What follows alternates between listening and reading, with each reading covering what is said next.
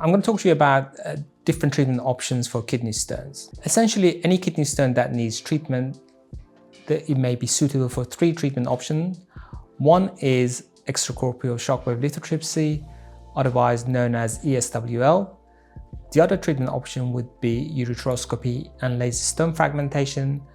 And the third option, depending on the size of the stone, would be percutaneous nephrolithotomy, otherwise known as PCNL. So the first treatment option is ESWL.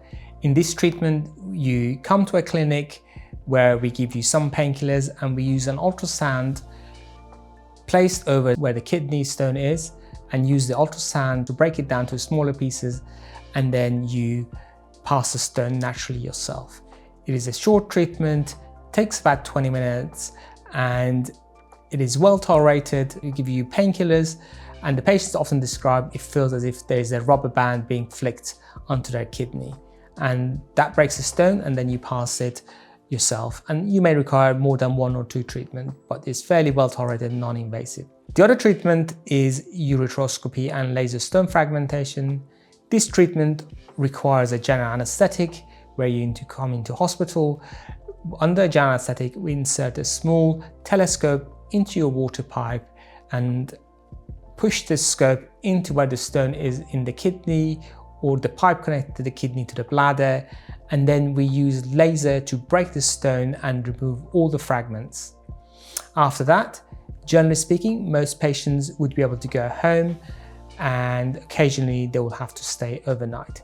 It's very successful in terms of treating the stones, but it is more invasive.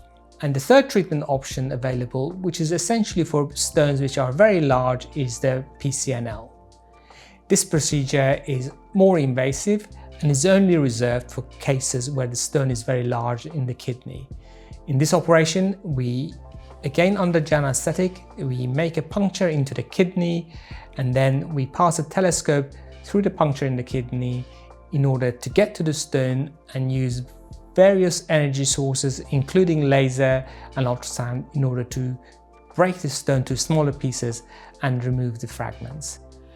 As this procedure is more invasive and reserved for bigger stones, the hospital stay is longer and the patients stay in hospital for an average of 1 to 2 nights. Compared to ureteroscopy, PCNL is more invasive and therefore it is only reserved for the bigger stones. The complication rates are higher, however, these are still very low and well tolerated by patients, and the majority of patients will be able to go home the next day, if not the following day after the procedure. In summary, the lithotripsy is reserved for smaller stones, less than 10 millimeter. Stones between 10 millimeter and 20 millimeters are well suited for ureteroscopy, and stones bigger than 20 millimeters in general are more suited for the PCNL procedure.